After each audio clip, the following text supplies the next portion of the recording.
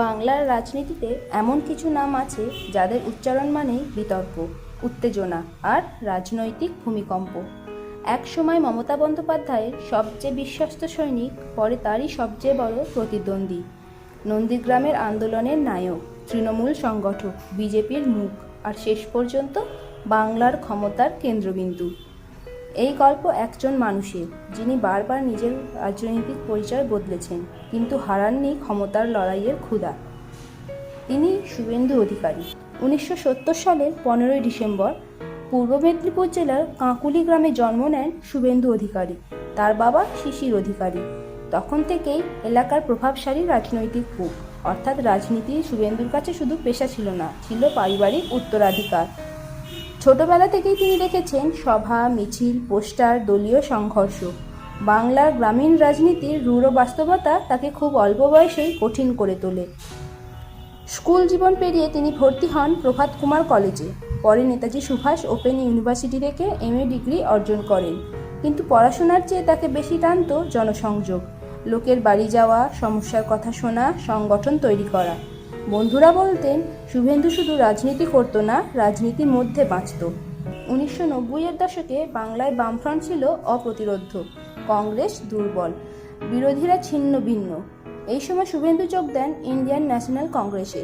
1995 সালে তিনি কাঁথি পৌরসভায় কাউন্সিলর নির্বাচিত হন। এটাই ছিল তার রাজনৈতিক জীবনের প্রথম বড় সাফল্য। কিন্তু ঠিক তখনই বাংলার রাজনীতিতে উঠে আসছিলেন আর এক বিদ্রোহী নেত্রী, মমতা ব্যানার্জি। 1998 সালে মমতা কংগ্রেস ছেড়ে গঠন করেন অল ইন্ডিয়া তৃণমূল কংগ্রেস। শুভেন্দু খুব দ্রুত বুঝতে পারেন বাংলার ভবিষ্যৎ রাজনীতির কেন্দ্র হতে চলেছে তৃণমূল, আর তিনিও যোগ দেন নতুন দলে। 2007 সাল, এই বছরটাই বদলে দেয় শুভেন্দু অধিকারীর রাজনৈতিক ভবিষ্যৎ। তৎকালীন বামফ্রন্ট সরকার নন্দীগ্রাম বিশেষ করে অর্থনৈতিক অঞ্চল তৈরি করার জন্য হাজার হাজার একর জমি অধিগ্রহণের পরিকল্পনা করে। গ্রামের মানুষ আতঙ্কিত হয়ে ওঠে। তখন সামনে আসেন শুভেন্দু অধিকারী। তিনি তৈরি করেন ভূমি উচ্ছেদ প্রতিরোধ কমিটি। মিছিল শুরু হয়, রাস্তায় বাঁশের ব্যারিকেড, গ্রাম জুড়ে সংঘর্ষ। আর তারপর আসে সেই ভয়ঙ্কর দিন, 14ই মার্চ 2007। পুলিশ অভিযান, গুলির শব্দ, রক্তাক্ত নন্দীগ্রাম। সরকারি হিসেব বলেছিল কয়েকজন নিহত, কিন্তু বিরোধীরা দাবি করে সংখ্যা আরও বেশি। এই ঘটনায় বাংলার রাজনীতিকে কাঁপিয়ে দেয়। সেই মুহূর্তে শুভেন্দু অধিকারী শুধু একজন নেতা ছিলেন না, তিনি হয়ে ওঠেন প্রতিরোধের মুখ। মমতা বন্দ্যোপাধ্যায়ের উত্থানের পেছনে নন্দীগ্রাম ছিল সবচেয়ে বড় মোড়, আর সেই আন্দোলনের অন্যতম প্রধান সংগঠক ছিলেন শুভেন্দু। নন্দীগ্রামের পর মমতা বন্দ্যোপাধ্যায় শুভেন্দুকে দেন নতুন দায়িত্ব, জঙ্গলমহল।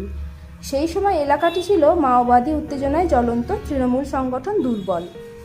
শুভেন্দু গ্রামে গ্রামে সভা করেন, স্থানীয় নেতাদের একত্র করেন, মানুষের মধ্যে তৈরি করেন পরিবর্তনের আশা। ধীরে ধীরে জঙ্গলমহলেও তৃণমূল শক্তিশালী হতে শুরু করে। দলের ভেতর শুভেন্দুর গুরুত্ব দ্রুত বাড়তে থাকে। অনেকেই বলতে শুরু করেন মমতার পর তৃণমূলের সবচেয়ে শক্তিশালী মাঠের নেতা শুভেন্দু। 2009 সালে শুভেন্দু অধিকারী লড়েন তমলুক লোকসভা কেন্দ্র থেকে। তার প্রতিদ্বন্দ্বী ছিলেন CPM-এর শক্তিশালী নেতা লক্ষণ শেঠ। ফলাফল বেরোতেই রাজনৈতিক মহলে চমক। বিপুল ভোটে জয়ী হন শুভেন্দু। তিনি পৌঁছে যান দিল্লিতে লোকসভায়। কিন্তু দিল্লির রাজনীতি তাকে কখনো পুরোপুরি টানতে পারেনি, কারণ শুভেন্দুর আসল শক্তি ছিল মাঠের রাজনীতি। তিনি বেশি স্বচ্ছন্দ ছিলেন সভামঞ্চে, গ্রাম বাংলার মানুষের মাঝে। 2011 সালে বাংলায় 34 বছরের বাম শাসনের পতন ঘটে। মমতা বন্দ্যোপাধ্যায় মুখ্যমন্ত্রী হন।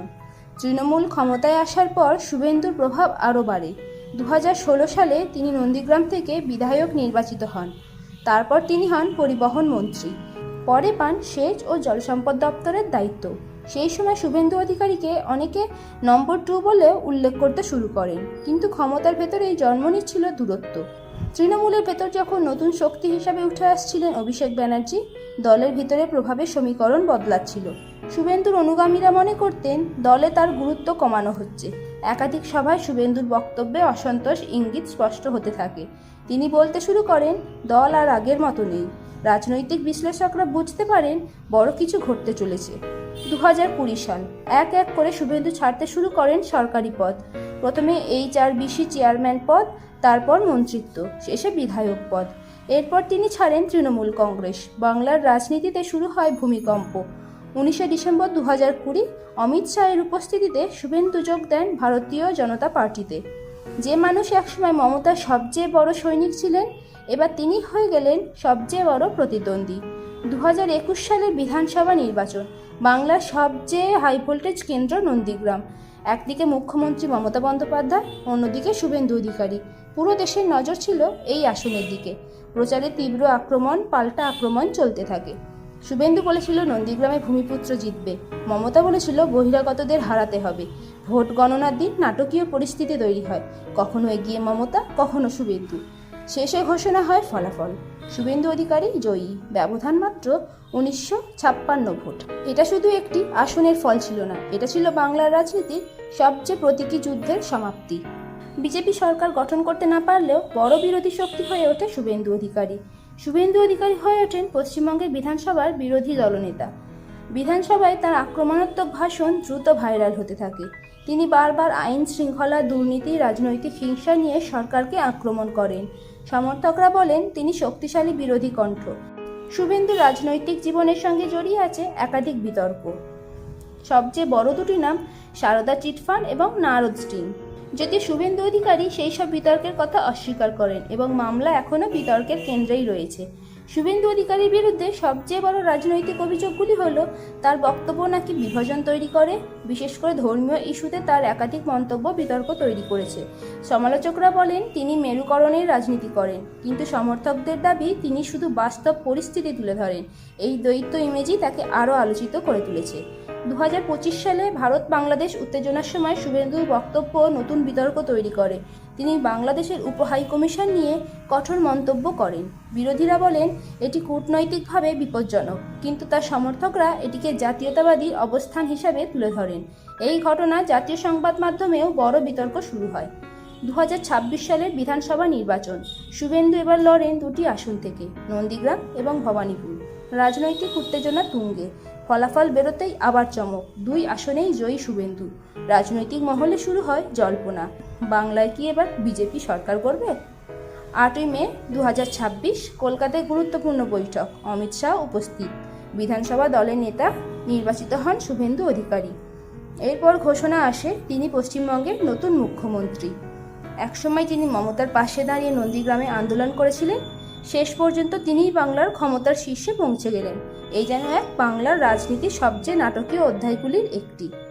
শুভেন্দু অধিকারীকে নিয়ে মতভেদ চরম। কারো কাছে তিনি হিন্দু ভোটের শক্তিশালী মুখ, কারোর কাছে দলবলের প্রতীক, আবার কারো কাছে নন্দীগ্রামের নায়ক, আবার কারো কাছে বিতর্কের কেন্দ্রবিন্দু। কিন্তু একটা বিষয় নিয়ে খুব কম মানুষেরই দ্বিমত আছে, তিনি বাংলার রাজনীতির সবচেয়ে প্রভাবশালী নেতাদের একজন। ভিডিওটি ভালো লাগলে লাইক করুন, শেয়ার করুন এবং চ্যানেলটি সাবস্ক্রাইব করতে ভুলবেন না। আর কমেন্টে জানান আপনার মতে শুভেন্দু অধিকারী কি বাংলার রাজনীতির সবচেয়ে বড় গেম চেঞ্জার?